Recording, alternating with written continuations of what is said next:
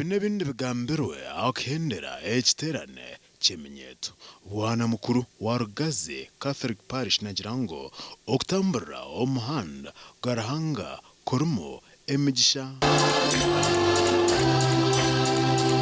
Niyo tubire turabire mukama kandi ngesiga ngo mukamu turesraha mukamu tubire tusherura ngesiga gukora kumukuje kamazima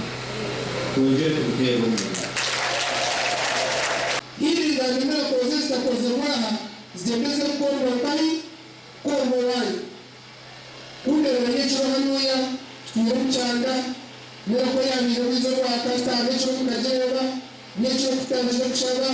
ngumtumo kwera shume utuzura kwa tanga kutora tonya ndakashobora formulate lazima echo kusharahanga nisha kwereza nipanya kandi nchiriza ngubyona ebishabire utiza kubihemba. Byamugisha John Bosco coordinator waza parish zone ezirukora Rugazi abw'ekiterane eki asimire diocese yambara na Archbishop Lambert Binumugisha abukwikiriza ekiterane eki kikorerwe omu Rugazi dinare koyote twese rero kwaba nitwena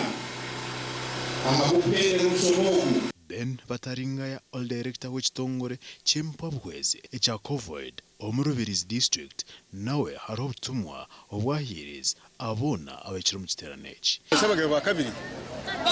umutugo wa kabiri akanyirwa 19 bagira ngo Ruhanga yakutise cweka nasindika umusiza n'abasiza bakoresha amani mutereba na Berisa